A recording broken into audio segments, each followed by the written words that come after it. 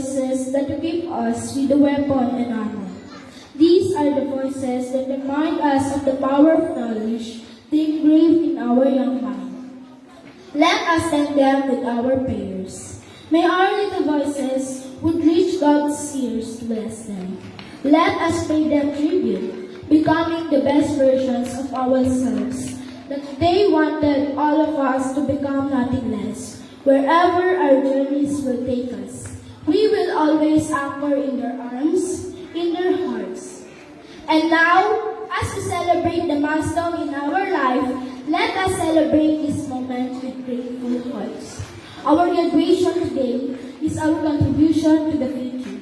From the seeds that we are now, will spring bright citizens of our country that will help sustain and make the difference.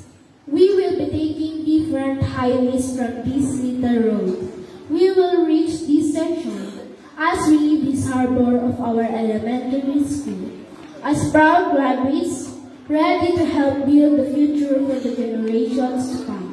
For our friends until we meet again. For our guest of honor, thank you for the inspiration. May our little victory serve as an inspiration for you too, that you could take and share the next time you are invited to speak for a graduation ceremony. For our teachers, your task is really a noble one. This is not a goodbye.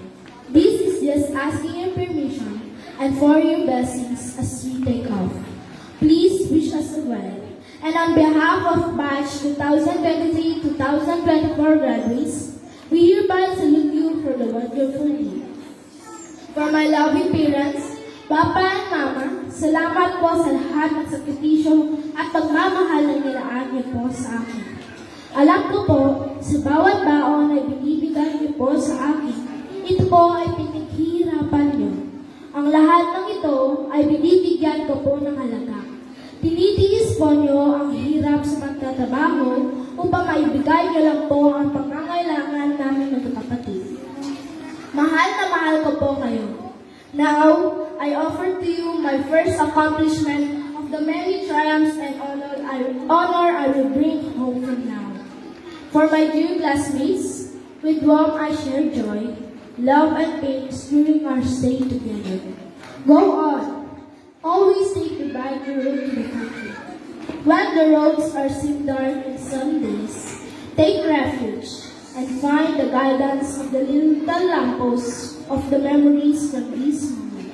And we will never be lost. To our dear alma mater, where we dwelt for many years, thank you for that comfortable journey and memorable day with you. Let us thank God for this moment.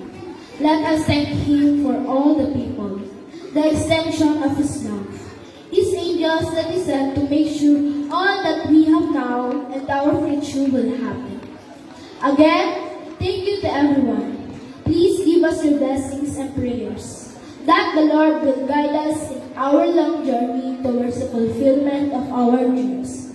Good day and God bless us all.